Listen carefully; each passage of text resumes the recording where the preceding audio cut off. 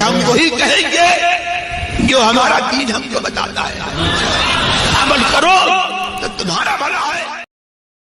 بسم اللہ الرحمن الرحیم وما یفعلوا من خیر فلن یکفروه واللہ علیم بالمتقین ان الذین کفروا لن تغنی عنہم اموالہم ولا اولادہم من اللہ شیئا واولئک اصحاب النار هم فیہا خالدون۔ اور وہ جو بھلائی کریں ان کا حق مارا نہیں جائے گا، اور اللہ کو معلوم ہیں ڈر والے۔ ان الذین کفروا، وہ جو کافر ہوئے، لن تغنی عنہم اموالہم ولا اولادہم من اللہ شیئا، ان کے مال اور اولاد ان کو اللہ سے کچھ نہ بچا سکیں گے۔ وَأُولَٰئِكَ أَصْحَابُ النَّارِ هُمْ فِيهَا خَالِدُونَ، وہ جہنمی ہیں، ہمیشہ اس میں رہنا ہے۔ گزشتہ آیتوں میں کافر و مومن دو جماعتوں کا ذکر تھا۔ اب اس آیت کریمہ میں یہ بتایا جا رہا ہے کہ مومن کی کوئی نیکی برباد نہیں ہوتی اور کافر کا کوئی عمل کام نہیں آتا۔ حضرت عبداللہ ابن سلام رضی اللہ تعالیٰ عنہ جب ایمان لے کر کے آئے اپنے ساتھیوں کے ساتھ، تو علماء یہود نے اعتراض کیا، اور اس اعتراض کے رد میں اللہ تبارک و تعالیٰ نے اس سے پہلے والی آیت ذکر کیا اور صحابہ کرام کا دفاع فرمایا۔ جو یہودی عوام تھے ان لوگوں نے حضرت عبداللہ ابن سلام سے کہا کہ آپ لوگوں نے بڑے گھاٹے کا سودا کر لیا ہے، آپ لوگوں نے ہدایت کے بدلے میں گمراہی اختیار کر لیا۔ یعنی وہ لوگ یہ سوچ رہے تھے کہ اسلام معاذ اللہ گمراہی ہے اور یہودیت کو وہ لوگ ہدایت سمجھ رہے تھے، تو اس لیے ان لوگوں نے کہا آپ لوگ یہودیت کو چھوڑ کر کے اسلام کے دامن میں چلے گئے ہیں، تو گویا ہدایت کے بدلے میں آپ نے گمراہی لے لیا۔ تو ان کی آیت کریمہ میں پہلی بار ان کی شان میں اس بارے میں یہ پہلی والی آیت اللہ تبارک و تعالیٰ نے اتاری، وما یفعلوا من خیر فلن یکفروہ واللہ علیم بالمتقین۔ اور کفار مکہ اور مشرکین مکہ، خاص طور سے ابو جہل وغیرہ جو سرداران مکہ رہے ہیں، ان لوگوں نے اسلام اور بانی اسلام کے خلاف سازشیں کی، جان مال سب کچھ خرچ کیا، لیکن اس کا کچھ فائدہ نہیں ہوا۔ تو وہ اپنے آپ کو تسلی دینے کے لیے کہتے تھے کہ ہم نے اپنے معبودوں کی حفاظت کے لیے اپنے اولاد رشتہ داروں کی جان داؤ پر لگائی، مال ہم نے خرچ کیا، اپنے اولاد قربان کی، یہ قیامت کے دن اللہ تبارک و تعالیٰ سے ہماری حفاظت کریں گے۔ تو ان کے بارے میں یہ دوسری والی آیت کریمہ اتری، ان الذین کفروا لن تغنی عنہم اموالہم ولا اولادہم من اللہ شیئا۔ فرمایا وما یفعلوا من خیر فلن یکفروہ، اور وہ مراد وہ سے صحابہ کرام، یا تو تمام صحابہ کرام ہیں، یا خاص حضرت عبداللہ ابن سلام اور ان کے ساتھی، یا پھر عامۃ المومنین، قیامت تک آنے والے مسلمان، سب مراد ہے کہ وہ جو بھی بھلائی کریں فلن یکفروہ، ان کا حق نہیں مارا جائے گا۔ یعنی مومن جو بھی نیک نیتی کے ساتھ بھلائی کرتا ہے، اللہ تبارک و تعالی اس کا اجر قیامت میں عطا فرمائے گا۔ اب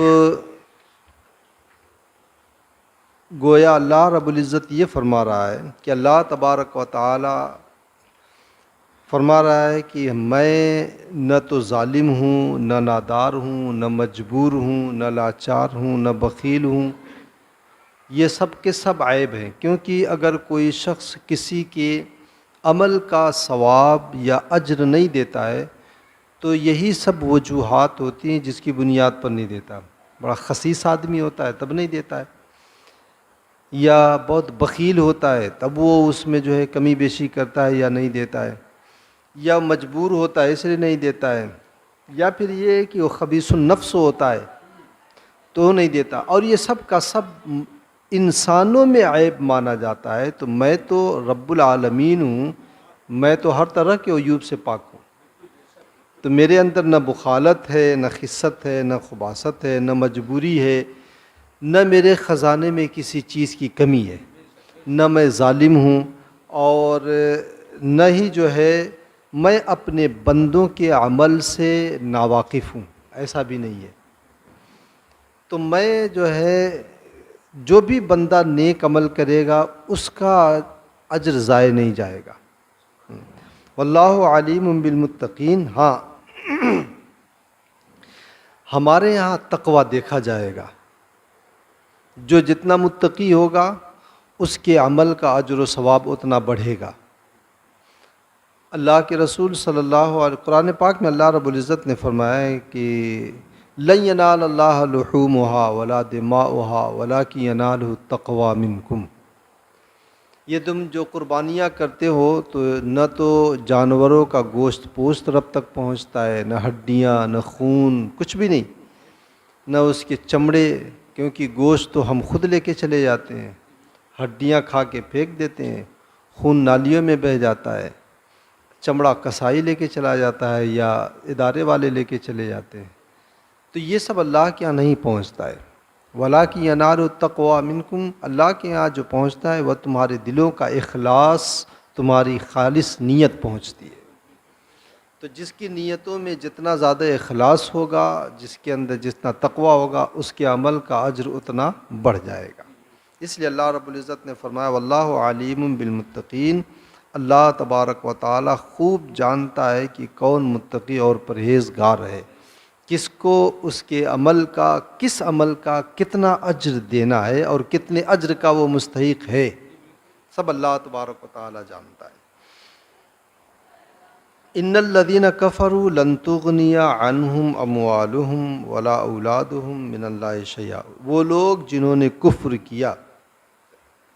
اچھا، اوپر جو اللہ رب العزت نے فرمایا وما یفعلوا من خیر، جو بھی بھلائی کریں گے، یہ بھلائی چاہے جیسی ہو، مال کے ذریعہ آدمی بھلائی کرے یا جان کو دین کی راہ میں قربان کر کے بھلائی کرے یا اپنا وقت دین کی راہ میں خرچ کر کے بھلائی کرے یا اپنی دولت کے ذریعہ بھلائی کرے یا اپنی طاقت کے ذریعہ، جس اعتبار سے وہ بھلائی کرے. اور پھر یہ بھلائی چاہے ظاہری اعضاء کے ذریعہ ہو، جیسے ہاتھ، پاؤں، زبان، آنکھ، کان وغیرہ کے ذریعہ، یا باطنی اعضاء کے ذریعہ جیسے دل کے ذریعہ، دل میں کسی کے لیے کوئی کینہ نہ ہو، کوئی حسد نہ ہو، کسی سے کوئی چغلی نہ ہو، دل میں کسی کے لیے کوئی برا خیال نہ ہو. تو یہ سب بھی تو بھلائی ہے. ہر طرح کی بھلائی اس میں شامل ہو گئی. ان الذین کفروا لن تغنی عنہم اموالہم ولا اولادہم من اللہ شیئا. وہ لوگ جو کافر ہوئے، لن تغنی عنہم اموالہم ولا اولادہم من اللہ شیئا، ان کے مال اور ان کی اولاد اللہ سے انہیں کچھ بھی نہ بچا سکیں گے. یعنی کفار مکہ جو یہ سوچ رہے تھے کہ یہ جو ہم نے قربانیاں دیں، جو مال خرچ کیا، جو اپنے اولاد کو قربان کیا یا اپنے خاندان قبیلے والوں کو قربان کیا، یہ قیامت کے دن اللہ سے ہمیں بچا لیں گے اور اللہ کے عذاب کا دفاع کریں گے، تو کچھ بھی نہیں کر پائیں گے. کیونکہ اللہ تبارک و تعالی ہی ساری کائنات کا خالق ہے. کسی شخص کے اندر یا مال کے اندر یا کسی چیز کے اندر جو قوت اور طاقت ہوتی ہے وہ اللہ تبارک و تعالی ہی رکھتا ہے. تو اللہ تبارک و تعالی کے مقابلے میں اولاً تو کوئی چیز ٹھہر نہیں سکتی. ثانیاً اگر بفرض محال مان بھی لیا جائے تو اللہ تبارک و تعالی ہی نے تو اسے طاقت دیا ہے، اس کی طاقت کو سلب کرنے میں کتنا وقت جائے گا. تو کچھ بھی جو ہے اس فائدہ نہیں دیں گے. وَأُولَٰئِكَ أَصْحَابُ النَّارِ هُمْ فِيهَا خَالِدُونَ. اور وہی لوگ جہنمی ہیں، اس میں انہیں ہمیشہ رہنا ہے. اس آیت کریمہ سے ایک فائدہ یہ ہوگا کہ مسلمان کو چاہیے کہ اپنی زندگی کو غنیمت جانے اور نیک عمل کرتا رہے. اللہ کے رسول صلی اللہ علیہ وسلم نے بھی فرمایا اغتنم خمسن قبل خمسن، 5 چیزوں کو 5 چیزوں سے پہلے غنیمت جانو۔ کئی مرتبہ یہ حدیث میں نے سنائی، اس میں سے اللہ کے رسول صلی اللہ علیہ وسلم نے فرمایا جوانی کو بڑھاپے سے پہلے، صحت کے ایام کو بیماری سے پہلے، دولت مندی کو فقر و تنگ دستی سے پہلے، اور موت سے پہلے زندگی کو غنیمت جانو۔ غنیمت جاننے کا یہ مطلب ہے کہ موقع ملا ہے، دولت اللہ نے دی ہے، راہ خدا میں خرچ کر کے آدمی اجر و ثواب حاصل کر لے، ورنہ کل اگر دولت ہاتھ سے نکل گئی تو آدمی کی خواہش ہوگی کہ میرے پاس کاش دولت ہوتی تو میں راہ خدا میں خرچ کرتا، تو ملے گی نہیں۔ آج ہاتھ پاؤں میں طاقت ہے، قوت ہے، آدمی جو ہے نیکیاں کر لے، نمازیں پڑھ لے، کل جب بستر مرگ پہ آدمی پڑ جائے گا تو چاہ کر کے بھی وہ ایک سجدہ نہیں کر پائے گا۔ تو اس لیے اللہ کے رسول نے فرمایا ہے کہ 5 چیزوں کو 5 چیزوں سے پہلے غنیمت جانو۔ تو اس میں سے ایک فرمایا ہے کہ اپنی زندگی کو اپنے موت سے پہلے غنیمت جانو، اور اسی میں ایک اللہ کے رسول نے فرمایا ہے کہ وہ فراغ کا قبل شغل کا، اپنے فراغت کے ایام اور زمانے کو مصروفیت سے پہلے۔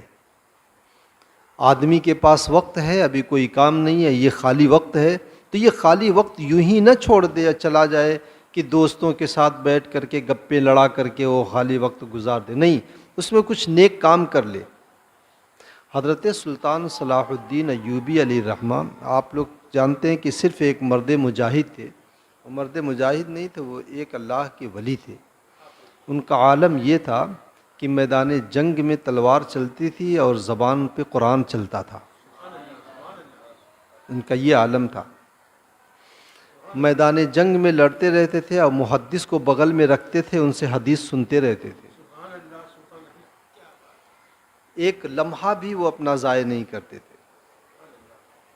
تو اللہ کے رسول نے فرمایا فراغ قبل شغل کا، اپنے فراغت کے زمانے کو مصروفیت کے زمانے سے پہلے اسے غنیمت جان لو، کیونکہ کل اگر تمہارے ہاتھ میں کام آ گئے اور پھر تمہیں وقت نہیں ملے گا کہ تم اللہ کی عبادت کر سکو۔ اللہ کے رسول نے فرمایا، حدیث قدسی ہے کہ یبن آدم، اے اولاد آدم، میری عبادت کے لیے وقت نکال،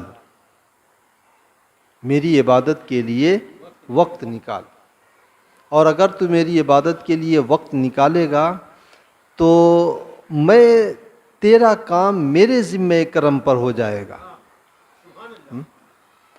اور اگر تو نے وقت نہیں نکالا تو میں تیرے ہاتھوں میں اتنا کام دے دوں گا کہ تجھے وقت ہی نہیں ملے گا کہ تو میرے گھر میں آ کر کے میرے حضور 2 سجدہ کر سکے۔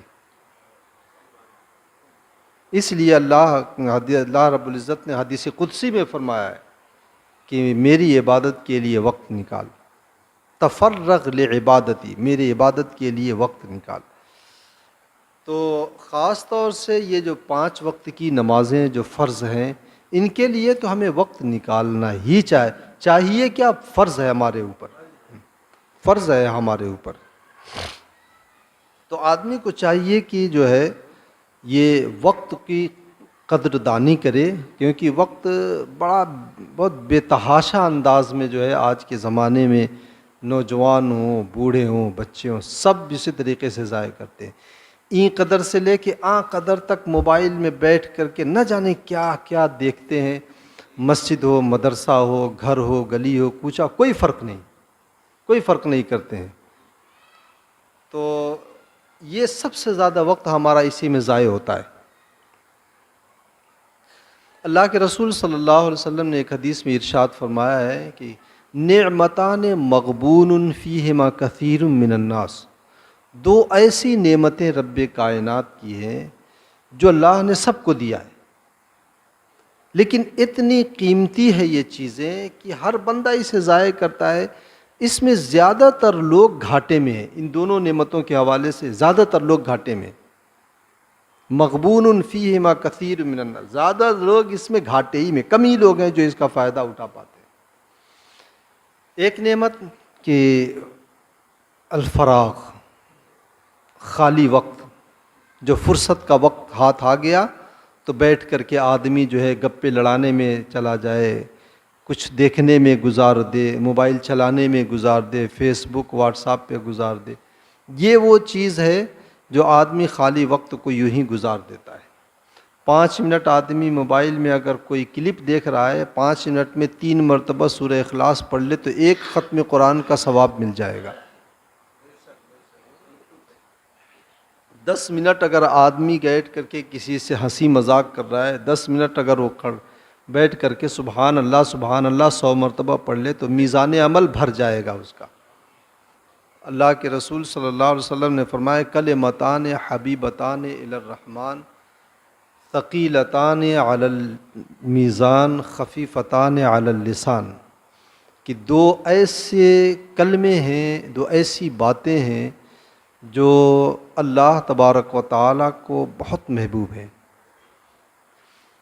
اور زبان پر بہت ہلکی ہے، بڑی آسانی سے جو ہے وہ ادا بھی ہو جائے گا، ہر بندہ اسے یاد بھی کر سکتا ہے، پڑھ بھی سکتا ہے، اور میزان عمل پہ بہت بھاری ہے۔ وہ کیا چیز ہے؟ سبحان اللہ و بحمدہ سبحان اللہ العظیم، یہی 2 کلمے ہیں۔ اور پھر اللہ کے رسول نے فرمایا سبحان اللہ تملأ المیزان، صرف سبحان اللہ کا ثواب اتنا ہے کہ پورا میزان عمل بھر جائے گا۔ اور میزان جانتے ہیں کتنی بڑی ہے؟ میزان اتنا بڑا ہے کہ اس کا ایک پلڑا اتنا بڑا ہے کہ اگر پوری دنیا کو، اس دنیا میں 18,000 عالم ہے، اس پورے 18,000 عالم کو اٹھا کر کے میزان کے پلڑے پر رکھ دیا جائے تو ایسا محسوس ہوگا جیسے بہت بڑے میدان میں 2000 اینٹ رکھی ہوئی ہے۔ اتنا بڑا میزان عمل ہے، اور اللہ کے رسول نے فرمایا ہے کہ سبحان اللہ تملأ المیزان، صرف سبحان اللہ اگر آدمی اخلاص کے ساتھ کہہ دے تو میزان عمل بھر جائے گا۔ تو وہ تو نہایت سستا سودا بیچ رہے ہیں جنت کا، ہم مفلس کیا مول چکائیں اپنا ہاتھ ہی خالی ہے۔ تو جنت تو بہت آسان ہے اگر دیکھا جائے، ایسے اعمال اللہ تبارک و تعالیٰ نے ہمیں دے دیے، لیکن جو ہے زمانہ ہمیں اس طرف جانے نہیں دے رہا ہے۔ تو وقت ایک تو یہ فراغت، دوسرا اللہ کے رسول نے فرمایا دوسری وہ نعمت جس میں آدمی جو ہے گھاٹے میں ہے وہ ہے وقت۔ اس وقت کو آدمی بلا وجہ ضائع کر دیتا ہے۔ تو ان 2 چیزوں میں آدمی جو ہے گھاٹے ہی میں رہتا ہے۔ اور وقت اتنی قیمتی چیز ہے کہ دنیا کی اتنی قیمتی کوئی چیز ہے ہی نہیں۔ سونا آپ کا گم ہو گیا، کوئی چرا لے گیا، آپ محنت مشقت کر کے حاصل کر سکتے ہیں، دوبارہ خرید سکتے ہیں۔ دولت آپ کی ختم ہو گئی، آپ محنت کر کے اسے حاصل کر سکتے ہیں، بسا اوقات پہلے سے زیادہ مل جائے گی۔ لیکن وقت ایک ایسی چیز ہے کہ ساری دنیا کی دولت اٹھا کے خرچ کر دیں، آپ گزرا ہوا 5 منٹ واپس نہیں لا سکتے ہیں۔ اور یہ بات بھی ذہن میں رکھیں کہ ہر انسان 2 مرتبہ ضرور شرمندہ ہوگا۔ ایک جب اس کا آخری وقت آئے گا اور روح نکل رہی ہوگی تب، حتی اذا جاء احدهم الموت قال رب ارجعون، وہ کہے گا مولا مجھے دنیا میں واپس بھیج دے، لعلی اعمل صالحا، کہ میں نیک عمل کر لوں۔ لیکن دستور خدا کچھ ایسا ہے کہ جو ایک مرتبہ اس دہلیز پر آ جاتا ہے واپس نہیں بھیجا جاتا، اور دوسری مرتبہ جب اس کا نام اعمال اس کے سامنے رکھا جائے گا تب وہ شرمندہ ہوگا۔ تو اس لیے جو ہے مسلمان کو چاہیے کہ اپنی زندگی کو غنیمت جانے، اور چھوٹی چھوٹی نیکیاں، بڑی بڑی نیکیاں یہ نہ سوچے کہ یہ چھوٹی نیکی، یہ بڑی نیکی ہے۔ وَمَن يَعْمَلْ مِثْقَالَ ذَرَّةٍ خَيْرًا يَرَهُ، اتنی بڑی بھی نیکی ہوگی تو وہ قیامت کے دن اسے نظر آئے گی۔ حضرت کون بزرگ ہیں، مالک ابن دینار رضی اللہ تعالیٰ عنہ کہتے ہیں نا، میں جا رہا تھا کہ انار کا ایک دانہ گرا ہوا ملا، میں نے اٹھا لیا، تو مرنے کے بعد میں نے دیکھا میرے نام اعمال میں وہ انار کا دانہ بھی رکھا ہوا ہے۔ یہ مالک ابن دینار کا یہ عالم تھا کہ یہ روٹیاں بھگو کر کے پانی میں کھایا کرتے تھے۔ لوگ کہتے تھے ایسا کیوں کرتے ہیں؟ کہا جتنی دیر میں چباؤں گا اتنی دیر میں ایک مرتبہ قل ہو اللہ پڑھ لوں گا۔ ایسے لوگ گزرے ہیں، یہ وہ لوگ ہیں جنہوں نے حدیث پاک سے نصیحت حاصل کی ہے۔ تو ہمیں بھی اپنا وقت ضائع نہیں کرنا چاہیے۔ اللہ تعالیٰ مجھے اور آپ کو اس پر عمل کی توفیق عطا فرمائے۔ ایمان کے بعد تقوی اللہ کی بڑی نعمت ہے، کیونکہ بغیر تقوی کے جو ہے اعمال میں نکھار پیدا نہیں ہوتا ہے۔ اچھا، اور ایک فائدہ اس آیت کریمہ سے یہ کہ مومن کا مال، اس کی اولاد دنیا میں بھی ہمارے لیے راحت اور نعمت ہے، آخرت میں بھی اللہ تبارک و تعالی اسے ہمارے لیے راحت اور نعمت کا سبب بنائے گا انشاءاللہ۔ کیونکہ یہاں جو فرمایا گیا ہے نا کہ ان الذین کفروا لن تغنی عنہم اموالہم ولا اولادہم من اللہ شیئا، کہ انہیں ان کی مال اور ان کی اولاد کچھ بھی کام نہیں آئے گی۔ تو یہ کافروں کے لیے اور مومن کے لیے تو کام آئے گی۔ یہ تو قرآن پاک سے اور احادیث طیبہ سے بھی ثابت ہے۔ اللہ کے رسول نے فرمایا انسان جب مر جاتا ہے تو اس کا عمل کا سلسلہ بند ہو جاتا ہے۔ اب 3 ایسے ذرائع اس کے پاس بچتے ہیں جس کے ذریعہ مرنے کے بعد بھی نیکیاں اس کے نامہ اعمال میں درج ہوں۔ صدقہ جاریہ کر کے گیا ہے اس کا، کوئی علم چھوڑ کر کے گیا ہے اس کا، یا کوئی نیک اولاد چھوڑ کر کے گیا جو اس کے لیے دعائے مغفرت کر رہی ہو۔ ایک حدیث میں اللہ کے رسول نے فرمایا ہے کہ جو حافظ قرآن ہوگا وہ اپنے خاندان کے 8 یا 10 ایسے لوگوں کی شفاعت کرے گا جن کے اوپر جہنم واجب ہو چکا ہوگا۔ تو آخر وہ کسی نہ کسی کا بیٹا ہی تو ہوگا، تو مال اور اولاد کام آئے گی۔ تو مومن کی مال و اولاد کام آئے گی، کافر کی جو ہے مال و اولاد کام نہیں آئے گی۔ اللہ تعالیٰ ہم تمام لوگوں کو اپنے حبیب کے سائے رحمت میں رکھے۔ اللہم صلی علی سیدنا شفیعنا نبینا مولانا محمد مبارک وسلم صلاۃ و سلام علیک سیدی یا رسول اللہ صلی اللہ علیہ وسلم۔ اللہم ربنا تقبل منا انک انت السمیع العلیم وتب علینا انک انت التواب الرحیم۔ صلی اللہ علی النبی الکریم وعلی آلہ وصحبہ اجمعین برحمتک یا ارحم الراحمین۔